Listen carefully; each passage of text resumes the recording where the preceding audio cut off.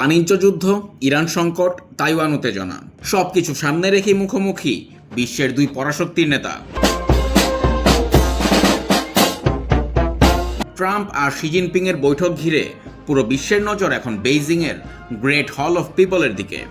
লাল গালিচা সংবর্ধনা, তোপধ্বনি আর শিশুদের উল্লাসের মধ্য দিয়ে শুরু হলো এই বৈঠক। ট্রাম্প যখন দুই দেশের এক ফ্যান্টাস্টিক ফিউচার করার কথা বলছেন, তখন শি জিনপিং মনে করিয়ে দিচ্ছেন সংঘাত নয়, অংশীদার হওয়াই এখন সময়ের দাবি। প্রায় এক দশকের মধ্যে কোনো মার্কিন প্রেসিডেন্টের প্রথম চীন সফর এটি, আর এই আয়োজনকে স্মরণীয় করতে কোনো কমতি রাখেনি বেইজিং।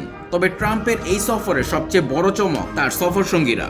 গ্রেট হলের সিঁড়িতে ট্রাম্পের ঠিক পেছনেই দেখা গেছে টেসলার ইলন মাস্ক এবং এনভিডিয়ার জেনসেন হুয়াং এর মতো বিশ্বের শীর্ষ বিজনেস লিডারদের। ট্রাম্প চান চীনের বাজার যেন আমেরিকার এই উদ্যোক্তাদের জন্য আরও উন্মুক্ত করে দেওয়া হয়। And the USA is going to be better than ever before. হাসি মুখের আড়ালে আলোচনার টেবিলে রয়েছে কঠিন সব ভূ রাজনৈতিক জটিলতা।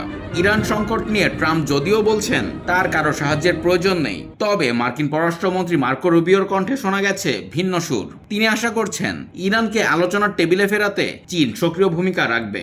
অন্যদিকে তাইওয়ান ইস্যুতেও ট্রাম্প এক নতুন ইঙ্গিত দিয়েছেন। অস্ত্র বিক্রির বিষয়ে তিনি শি জিনপিং এর সাথে সরাসরি কথা বলবেন।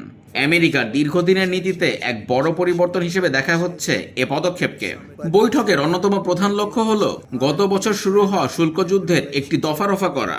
দক্ষিণ কোরিয়ায় হওয়া আগের দফার শুল্ক বিরতির মেয়াদ বাড়ানো নিয়ে দুই নেতা সম্ভবত দীর্ঘ আলোচনা করবেন। কৃত্রিম বুদ্ধিমত্তা নিয়ে প্রতিদ্বন্দ্বিতা এবং চীনের রেয়ার আর্থ বা দুষ্প্রাপ্য খনিজ রপ্তানি নিয়ন্ত্রণও রয়েছে আলোচনার তুঙ্গে।